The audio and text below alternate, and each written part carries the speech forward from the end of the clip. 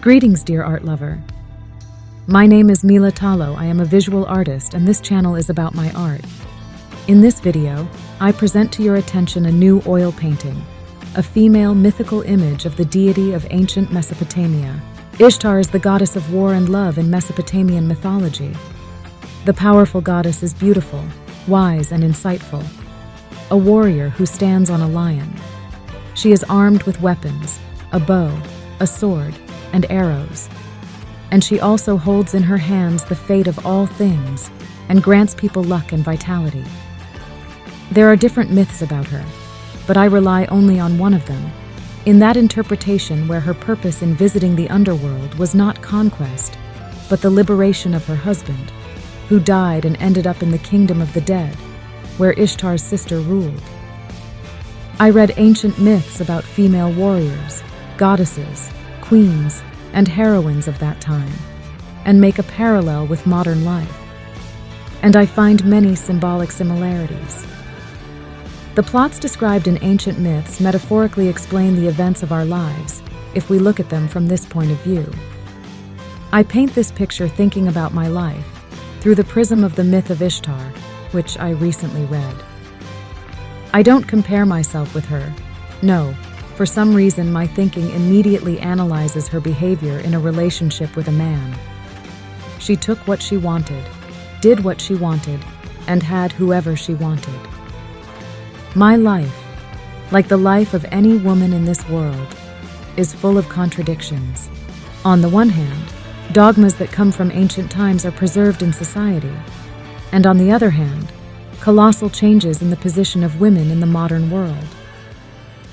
There is so much evidence in every part of my life: work, marriage, and social relationships.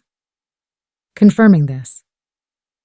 I should be quiet, modest, feminine, cook, clean, do laundry, and serve my husband, which corresponds to outdated stereotypes of the ancient world. At the same time, I need to be self-confident, strong, and independent. To earn, to undertake, to sell, to make a career.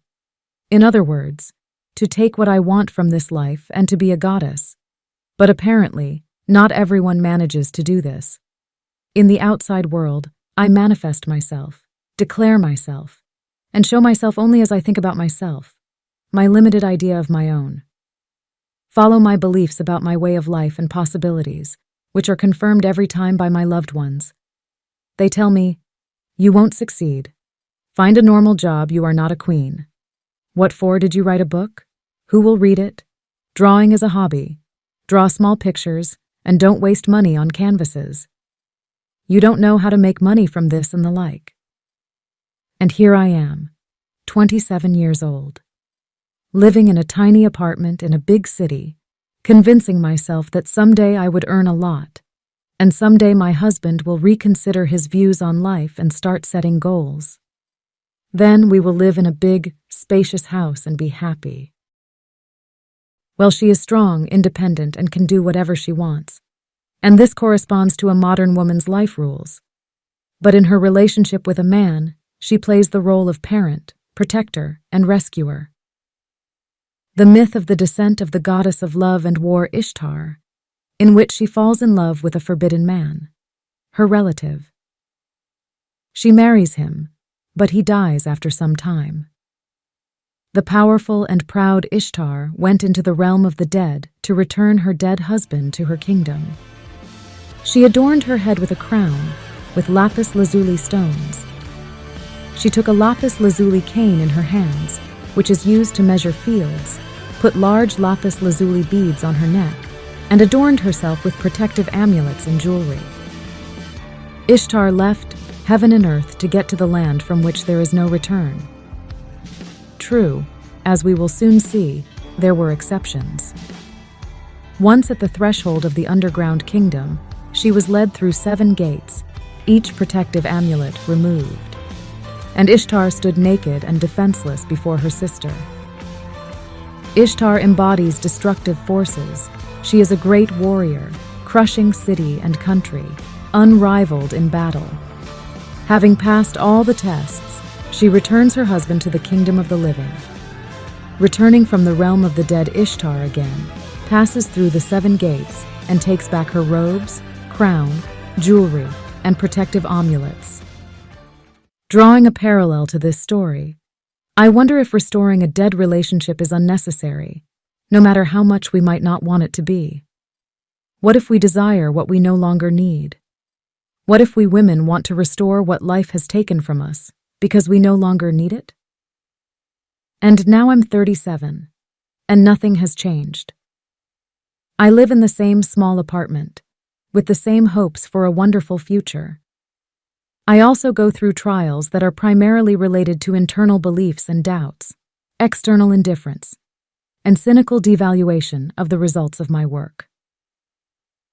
My main challenge is a trial of faith, in the face of incredible competition in the fine art market.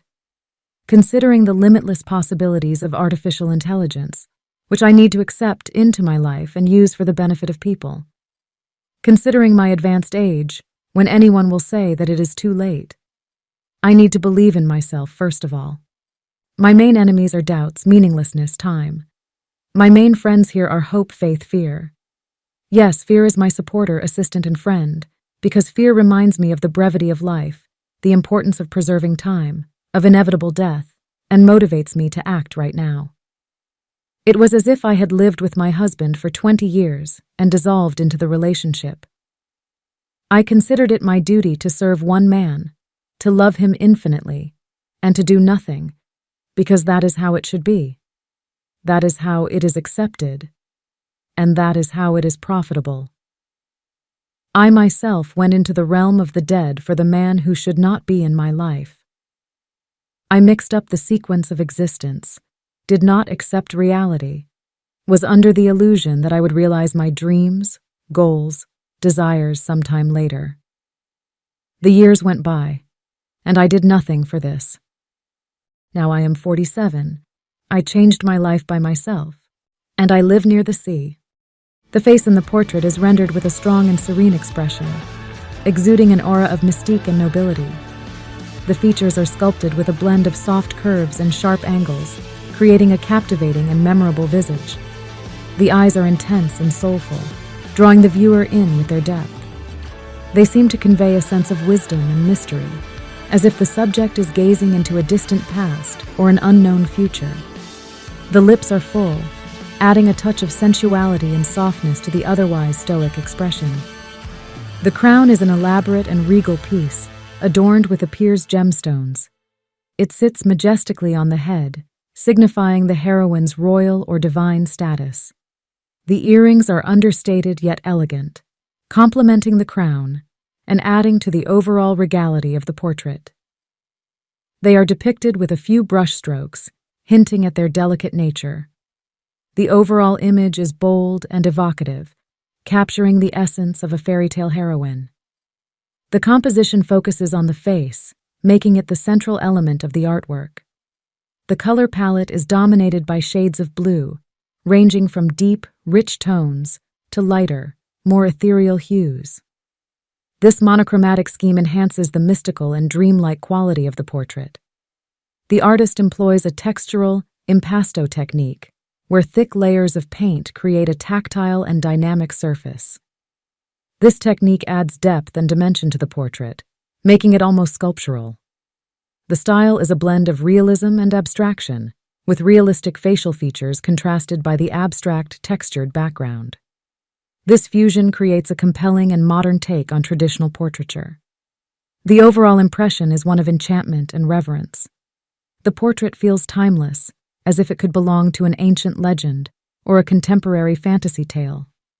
She embodies the archetypal fairy tale heroine, both regal and enigmatic.